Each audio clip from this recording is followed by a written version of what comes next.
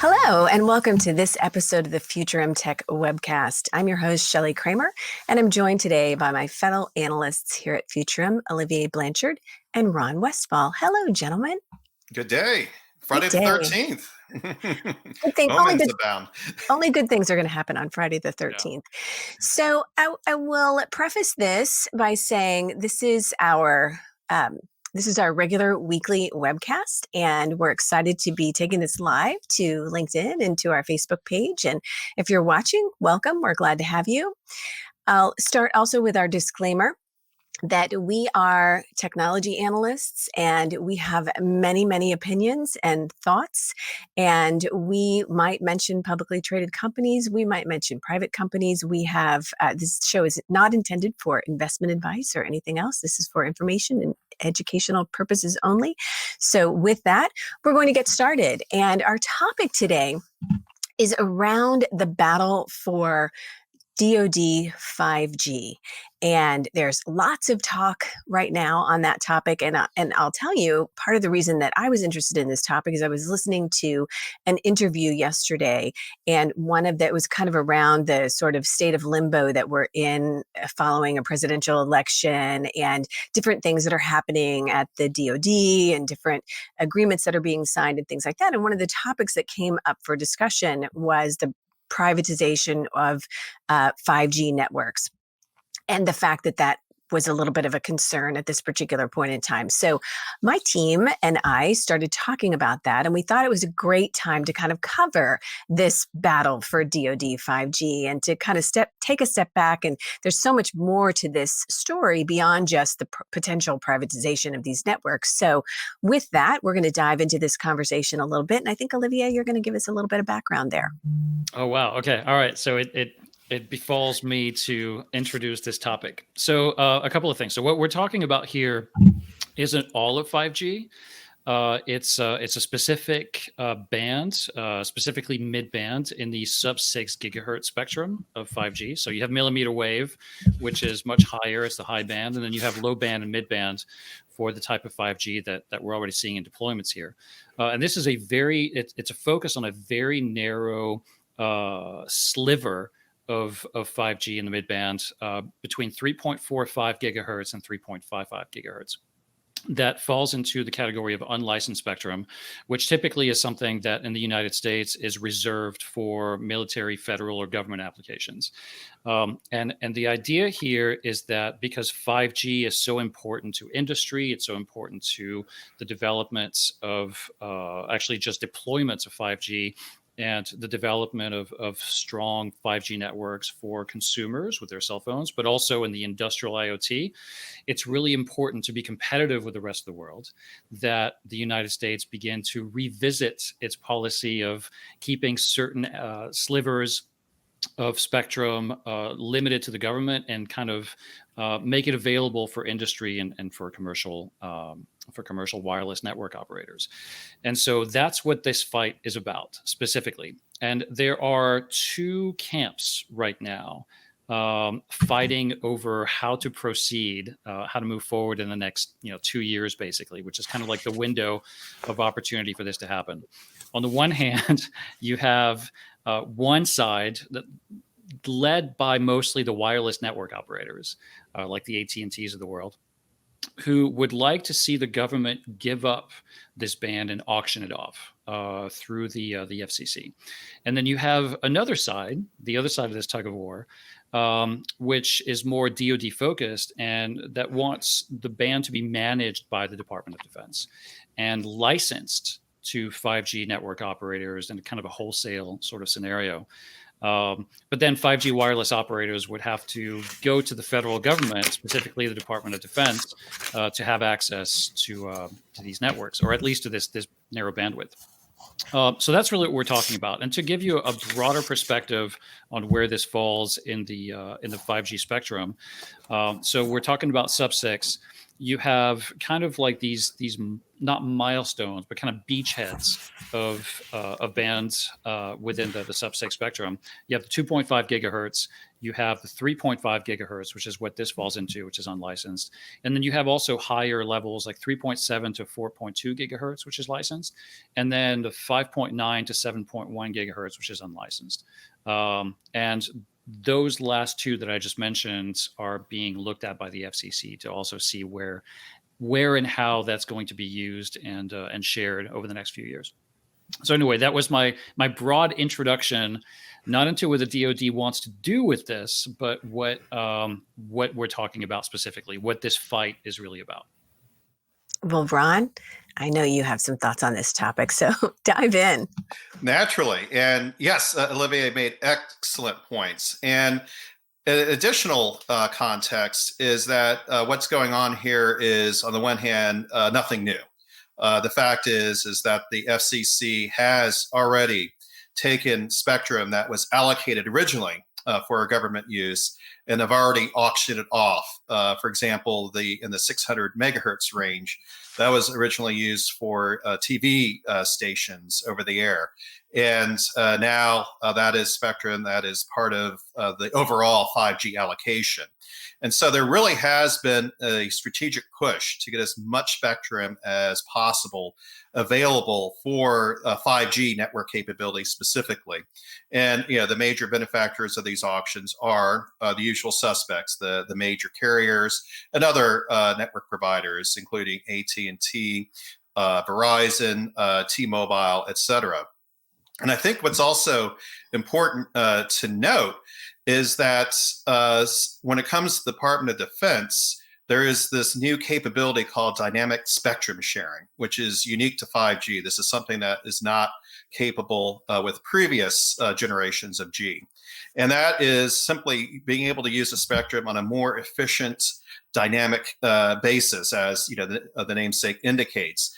And what the Department of Defense is interested in looking at is this something that can get beyond the experimental stage? Does it have a real viable application, not just for military purposes, but also for commercial purposes, i.e. a wholesaler that does lease this spectrum out to private networks and other interested parties, and as a result have a far more efficient, a far more resilient network than was possible before. And what's also driving a great deal of this is the global aspects here. We know that China, for example, is further along in terms of 5G deployments across their country and the number of subscribers they have. And part of that is intrinsic. China obviously has over 1 billion citizens, so naturally their subscriber counts are going to be higher compared to virtually any other country in the world except India. However, what we're seeing is that with these 5G deployments, there really hasn't been any major breakthroughs in terms of capabilities yet. So I think it's slightly overhyped. The U.S. is trailing China. This is going to be, a long-term strategic liability. I think what we're seeing, and we're already seeing this with early 5G deployments in the U.S., but another cutting-edge deployment countries like South Korea, is that 5G is an improvement over previous generations of mobile networks, particularly 4G LTE, in terms of enhanced mobile broadband capabilities. So, for example, mobile streaming is more efficient, better quality on the consumer side, and also it's boosting some niche capabilities such as cloud gaming. But otherwise, we really need to get the 5G ecosystem up and running to have more applications that come through and can really deliver the innovation that we're hearing about, especially on the enterprise side in terms of industry automation, making VR, AR capabilities available on a mass scale. And this is also history repeating itself. When we first deployed 4G LTE, nobody had here's the Uber use case ready to go. We had to wait for that network to be built out, and then boom, the Uber use case took off off because it was taking advantage of the nationwide network capabilities were finally available. And likewise, with the Netflix use case. So I think a little patience is required. And yes, this is politics intersecting with technology. This is nothing new. However, we do need to find out more about what 5G is capable of before we jump to conclusions that, the Department of Defense has to adopt, just this policy in order to, catch up with China type of mindset. Well, I think to your point about China, to be fair, I think that China planted a flag in the 5G space very, very early. And I think that they have, as a country, not only within their own country, but across the world, worked hard to make significant inroads in the 5G space. And then, that has kind of come crashing down upon them in many ways, as a result of the current administration and our struggles with China and that sort of thing. And not that that's necessarily a bad thing. But I'm just saying that China has made significant inroads in this space. And I feel like, what China is doing is always a significant driver in what we're doing here in the United States and elsewhere. Isn't that kind of a fair statement? Oh, sure. Yeah. I mean, the technology in terms of, you're looking at patents, China-based suppliers such as, Huawei and ZTE and their ability to, compete in international markets. Part of that has been thanks to the China national government providing, tax credits and other forms of subsidy that enable, price point competition in addition to, technical capabilities. And you're right, it's become a more of a geopolitical concern. These are national security considerations that are definitely coming to the forefront. And so you've seen the U.S. and other, closely allied countries such as Australia and Japan, India, after the border conflict with China, all dialing back the ability of China-based suppliers being able to supply the 5G network to their countries, at least to the carriers that are licensed to operate in their country.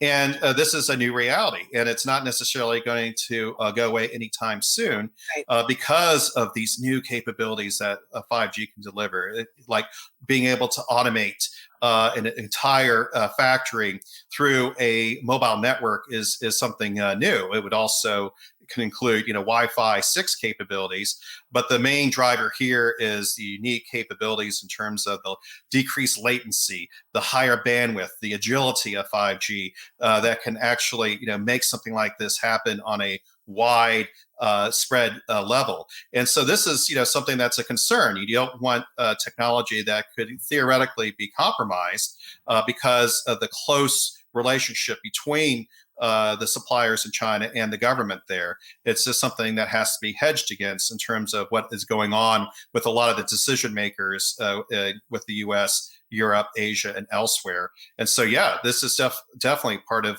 what is going on in terms of 5G's, global progress. Olivier, I know you have thoughts on this front. Yeah, no, it's weird because, and everything that Ron just said is spot on. But it's odd to look at the difference between how China views the importance of 5G and how the United States does. And I don't mean to seem naive and say that one side is doing something different from the other, but China definitely sees a potential in 5G, like a geostrategic potential in 5G. Absolutely. That is very military centric. Mm-hmm. I don't want to say that it's a potential backdoor into the world's 5G networks, but that's definitely one of the accusations that's kind of guided U.S. policy and other countries with regard to how much Huawei equipment they will allow in their critical 5G networks. I think that there's some validity in the worry there. This is not something that the U.S., however, has an equal part or kind of a proportional, part in. The U.S. is not doing this. The U.S. doesn't have a Huawei. Right. We develop chipsets. We have Qualcomm. We have companies like Intel, but we don't necessarily try to provide massive amounts of market share of network equipment to the rest of the world. And so what we're engaged in here is this sort of one-sided Cold War with that's absolutely not obvious to the average person, a technology Cold War with 5G at its center, with Right. China essentially trying to leverage and worm its way into a lot of our networks through 5G network equipment and software, and the United States playing a completely different game, which is on the one hand very defensive, and on the other much more economic in nature. And so it's interesting to see how this discussion about the Department of Defense's use of certain slivers of spectrum is so limited, as opposed to the Chinese military's involvement with 5G, which is to Right. actually back companies like Huawei Right. and finance them and be behind a lot of their strategies. Well, Um, speaking of economics, though, that has always been the brilliance behind Huawei's strategy. I mean, from the earliest days, this is a company that realized that there were all of these rural communities that weren't being served, and in China, and so building those networks, making it affordable for those areas to have the equipment that they needed, and then moving into other parts of the world and other parts of the United States, again making that equipment affordable. And that's a big problem with any kind of the spectrums and what's available. I mean, telcos have lots of money invested in existing networks, and so to replace those networks with 5G technology is expensive. So when you can bring economics into the conversation and make it affordable, that was the value proposition that Huawei brought to the table. And this was happening all over the world, and nobody was really paying very much attention to it. And then all of a sudden, we started having conversations around the Chinese government's alleged involvement in Huawei and other companies, and did that pose a national security risk? And we needed to go a different path. And so, in many instances, you've got companies across the globe who are removing now, going to the added expense of removing Huawei equipment. And I can't remember, I was reading something about British Telecom, and, it's like $5 million or something to remove the equipment that's already in place that they now need to replace. So economics plays a very, very big role here. And we should point out that one of the things that was happening, one of the reasons why Huawei was so successful internationally with capturing so much of that network equipment market share, is because it was able to undercut the pricing of its competitors, companies Right. like Nokia, Ericsson, because it was being subsidized by the Chinese government and specifically the Chinese military. And so what we have is this weird kind of, potentially anti-competitive behavior around the world, Right. where Huawei was essentially price fixing and undercutting everyone because it was being subsidized quietly, not officially by the Chinese government. And the advantage for Huawei is that it captured all this market share. The advantage for the Chinese government is it was essentially creating all these 5G beachheads Right. around the world. And no one was really scrutinizing this until just a couple of years ago when and they were doing this with 4G as well, by the way. Right. Obviously, that's when they started creating this this giant web of network equipment dependency. So it was a clever long range strategy by the Chinese government when the U.S. is still fighting over shared spectrum, so that some air base in Utah and its radar operations can share spectrum, a little sliver of spectrum with commercial users down the street, who have logistics plants and manufacturing facilities. Right. So those are the two different games that we're playing, and they're very different.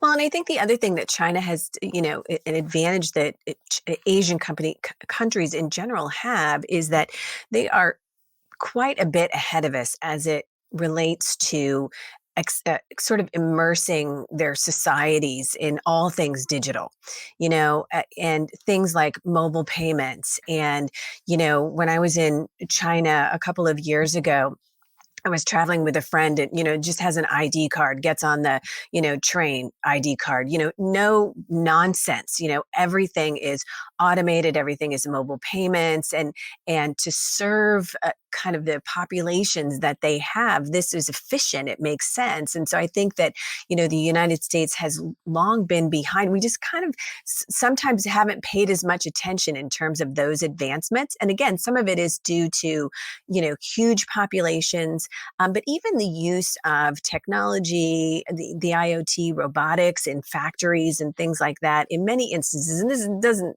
intended to slam the US at all, but I'm just saying this is a country, and a lot of Asian companies in general have really embraced technology and digital transformation in ways that their American counterparts in some instances, and other countries as well in the world, have not done. So I think that, all of this sort of makes sense. One of the things I want to circle back to is with regard to, this RFI that the Department of Defense put out. What they were basically asking for was information from people, from companies within the in the technology landscape. You want to talk with us a little bit, Ron, about that RFI and kind of what it was that the DoD was looking for on that front? Sure. Yeah, this is business as usual. Government agencies put out RFIs, requests for information, and RFPs, requests for proposals, on a regular basis.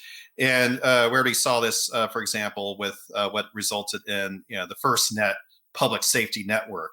That process yielded a contract win for AT&T to coordinate the first nationwide broadband network, in which was definitely motivated by the 9/11 attacks. And so 11 years later, Congress finally got around to acting on that. And what this is indicating is that the Department of Defense is, definitely keeping a close eye on, the security of the country and what is the best way to leverage the 5G spectrum. And what the RFI is definitely looking at is how to use dynamic spectrum sharing capabilities, or DSS, which is unique to 5G. It's not applicable to previous generations of mobile technology. And it's just fundamentally, how can the spectrum be optimized on a more dynamic level? That is, being able to, on a real-time basis, see, okay, this bandwidth is not being used in this channel. How can it then be cut over and then used by somebody else who needs it? It's just, really load balancing principles being applied to 5G spectrum. And it's a good thing to definitely want to know more about.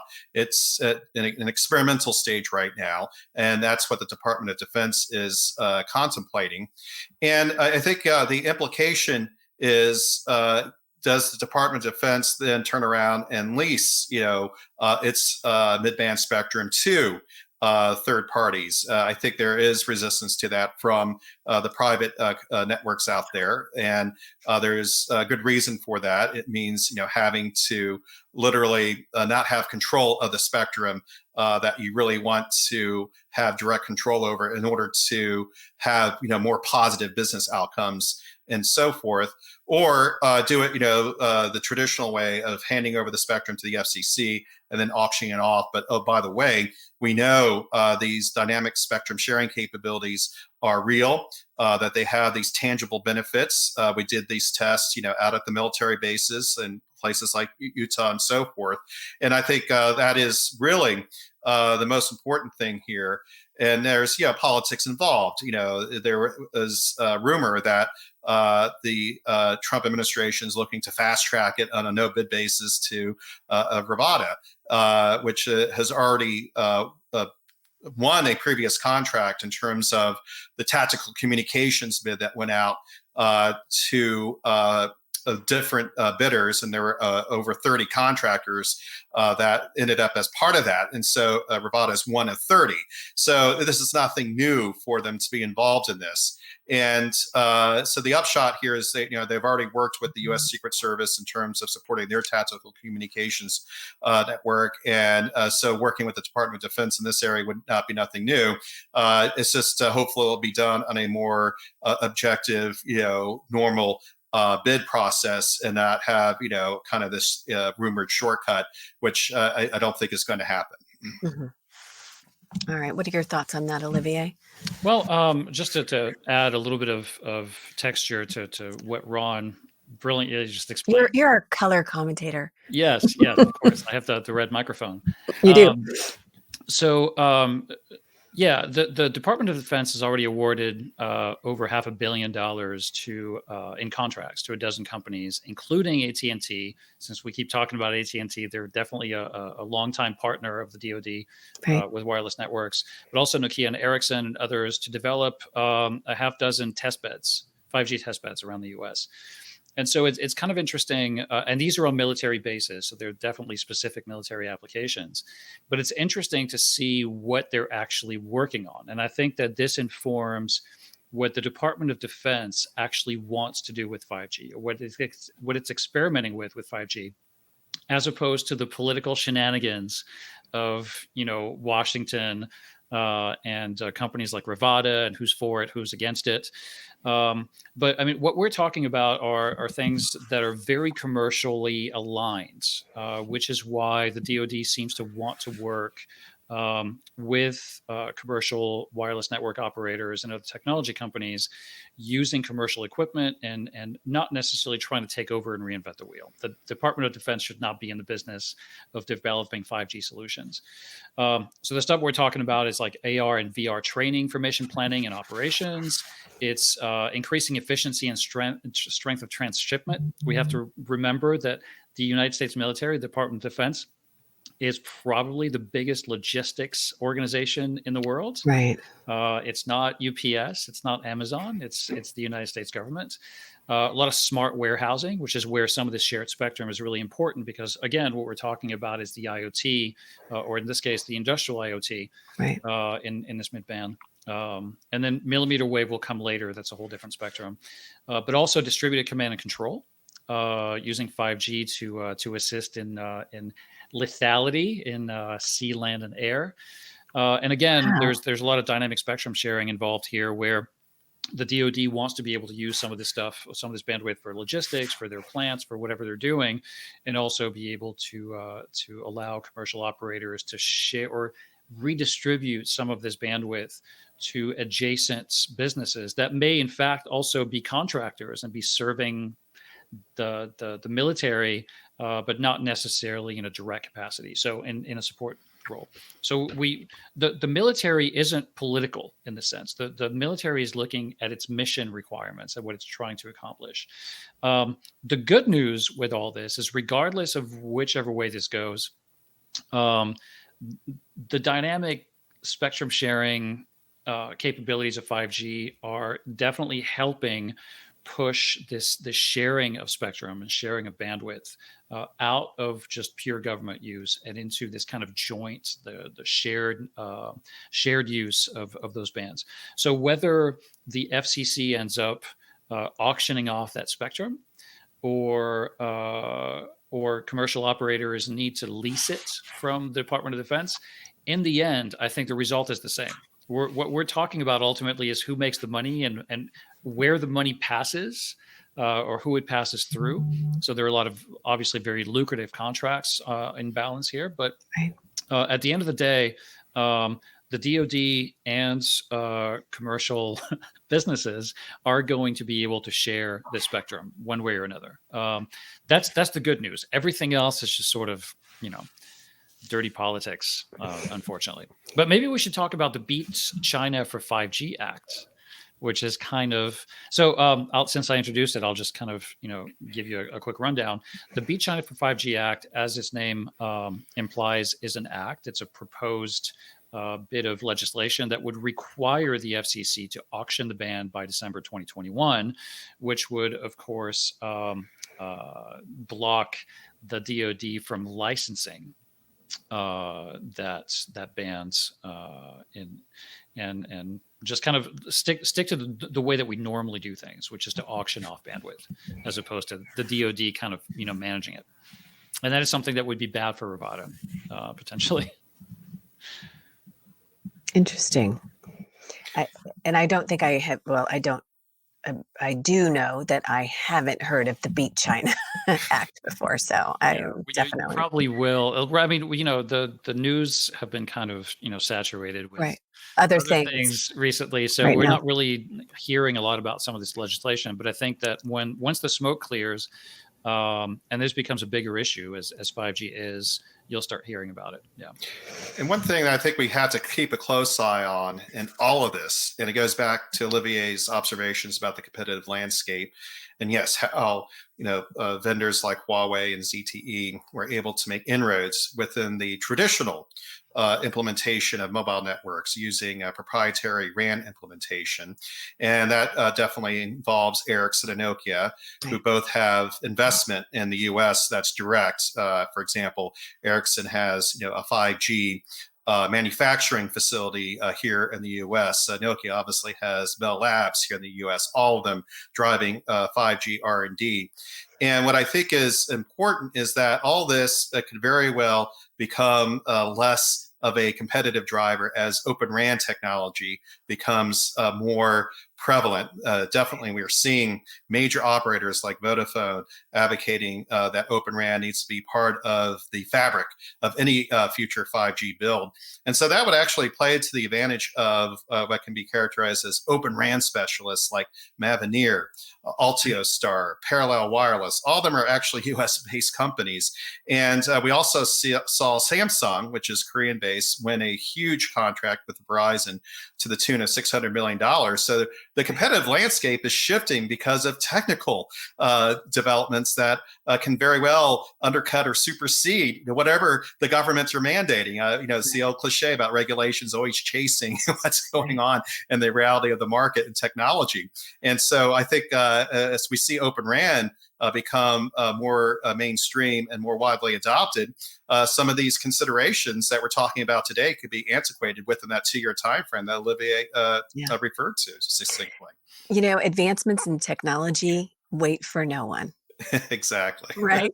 I think that's why China has a little bit of an advantage over us, and for all the bad press that um, central planning, the term central planning gets because it's communism and it's Right, terrible. right. There is something to be said about having a national strategy, a Yep. coherent national strategy, whichever one it is. It doesn't really Yeah. matter, and that's I think the job of, on the one hand, the House and the Senate to be able to kind of have debates about this, but also bring in experts from Department of Commerce, Department of Defense, Department of State, Right. Department of Energy, and the wireless operators as well, and just have a national debate about where we need to go. And as opposed to having just one central committee make these decisions in closed rooms Right. for the rest of us. Uh, Right. Part of the benefit of having a democracy and the benefits of the American system is that we could still have central planning, but the process with central decision making, but the process of arriving at the best possible decision depends on our ability to have everyone work together and bring in the right parties, the right stakeholders to have this debate, and then Right. just decide where we want to go. And unfortunately, currently, that's not what's happening. And the fact that virtually no one has heard of the Beat China for 5G Act Right. It's is problematic, it's including me. yes, right. It's I mean it's so low on the list of Right. priorities, but at the same Yeah. time, yeah, it's unfortunate that we're so distracted by other things that Right. we're not focusing on this while China is, and that's where we shoot ourselves in the foot a little bit. Yep. Well, hopefully we can get that train righted moving forward. But really, going to my point earlier about China, I mean, they are focused. They Yeah. are strategic. They are committed.